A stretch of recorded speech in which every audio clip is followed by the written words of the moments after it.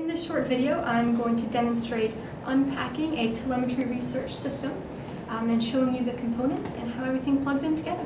When you open the box, you'll find a range of documentation, including the quick start guide, instruction manual, and a document giving the channel number for each transmitter in your system. This box here is the charger and charger pads. In it you'll find power cable,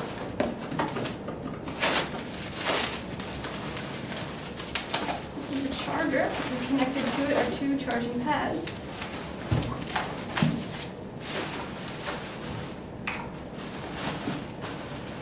The power box and the antenna. Right, so we start by plugging in the power cable to the power box. Plugging the power cable into a wall outlet. And this goes into the back of the charging pad, there. The antenna screws in here and folds up, and you can tighten it so it stays vertical. In terms of charging, the two important things to remember are that the charging plates should be a minimum of 2 centimeters apart, and they shouldn't be placed on any metal surfaces, metal shelves, or near any metal objects, where that will interfere with the charging field. And the rat cage goes on top like that. In this case, I've unpacked the transmitter. It's important to remember that this is a very delicate piece of scientific equipment, so make sure you don't drop it or damage it in any way. In particular, the tip of the pressure sensor here is very sensitive. Make sure not to crush it or bend it, or that could cause an irreversible damage to the whole transmitter.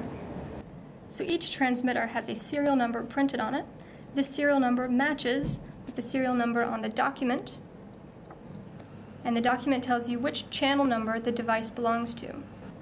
In this case, the transmitter is on channel 1, so we turn the charger to channel 1. So all transmitters are shipped in safe mode. That means they're completely off.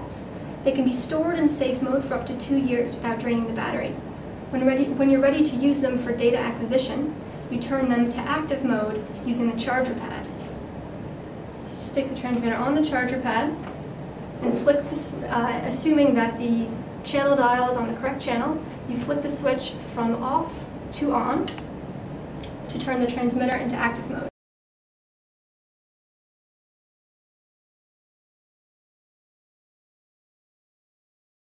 The back of the receiver has 2 analog outputs. These can be connected using BNC to BNC cables. The power cable is attached, and the antenna is attached, same way as the charger.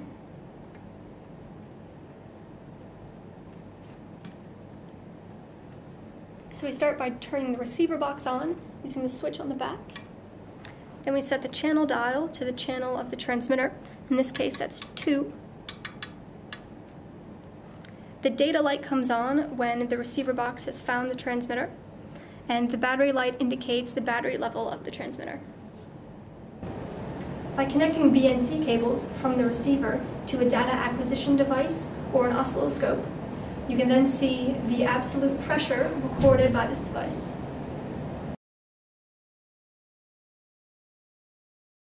When you're ready to put the transmitter into safe mode for storage or for recovery away from the charger pad, the first step is to make sure that the charger pad is off.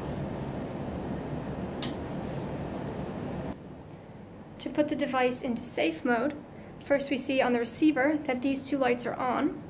To put the device in safe mode, you have to hold the off switch in the off position for 8 seconds until these 2 lights begin to blink.